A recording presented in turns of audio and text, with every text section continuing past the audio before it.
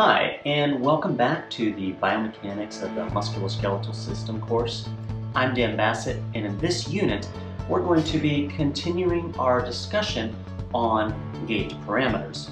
Now, in the previous unit, we focused on obtaining parameters from specific events, and, well, even creating those events themselves.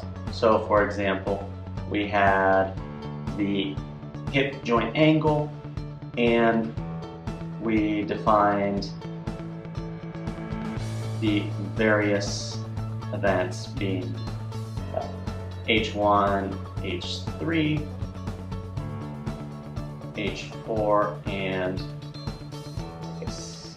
something, well, this is an approximate hip joint ankle graph. But the important thing is that you understand how we obtain these, as they were based on specific events related to gait.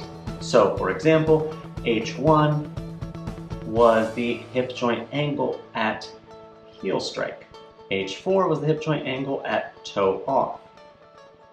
And H2 was the maximum hip joint angle at in the loading response. So we calculated between H1 and H4. So it's a max. And H3 was a min.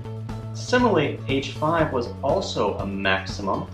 The primary difference is that instead of between heel strike and toe off, it's between toe off and heel strike. So it's actually during the swing phase.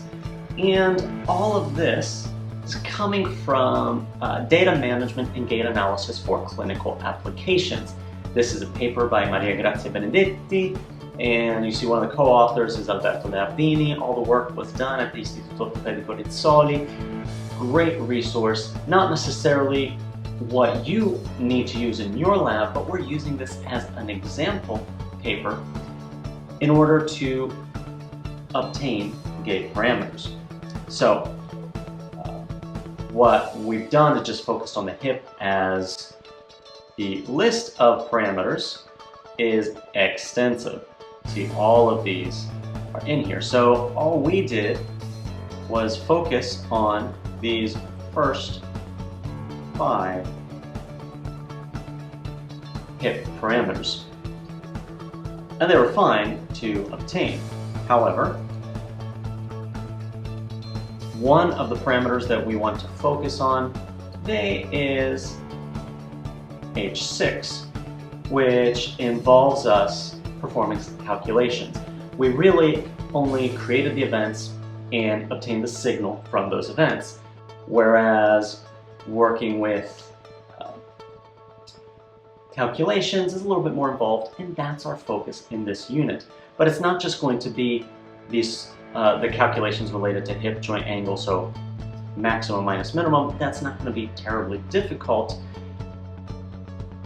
We are also going to work on timing, which temporal spatial parameters are a very common thing to be looking at in gait. So we want to show you a few different options that you have within Visual 3D to do this, and how to do it by hand if there's a parameter that Visual 3D doesn't automatically provide you with the calculation for. So, knowing all of that, go on to the next chapter as we start performing these calculations to obtain gait parameters.